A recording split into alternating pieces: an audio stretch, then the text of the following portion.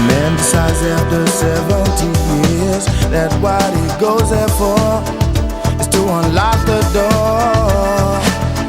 Well, those around him criticize and sleep.